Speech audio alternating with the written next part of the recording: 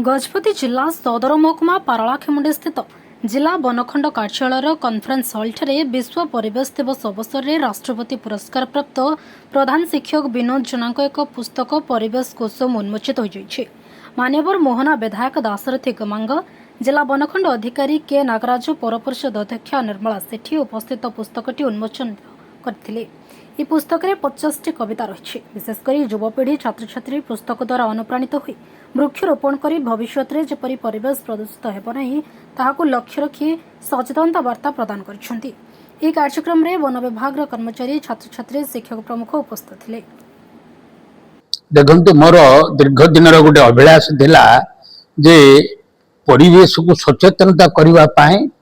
आ school college पिला मान सहित से अभिभावक तथा शिक्षक शिक्षयित्री मान भितरे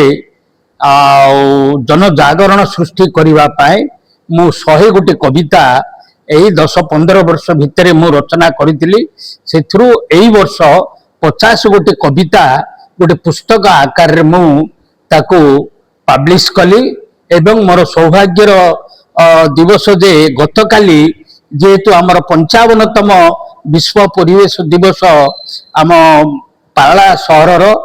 बनखंड अधिकारी महोदय ऑफिस परिसर रे अनुष्ठित होता से उन्मोचन कर सौभाग्य मु लभिली। विशेषकर आमर मोहना विधायक महोदय एवं बनखंड अधिकारी महोदय अन्यान्य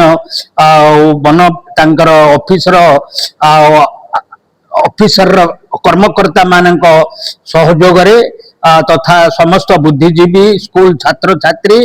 और सांबादिक माने उपस्थित से गहन रे मोर पुस्तकटा उन्मोचन है। से पुस्तक रे मु विशेषकर परिवेश संपर्कित अर्थात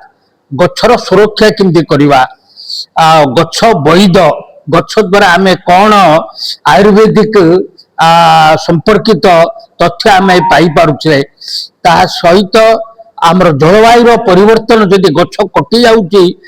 जलवायु परिवर्तन केमती होउची जहाँकि पृथ्वी रे वर्तमान देखा जाइछि विश्वर तापमात्रा प्रति वर्ष बढ़ी बढ़ी चली हुए तो आगामी वर्ष मानकरे आहरी यार तापमात्रा बढ़ियो। वर्तमान तो जलवायु विशेषज्ञ माने मत देलानी जे एई वर्ष सुपर एनोवाला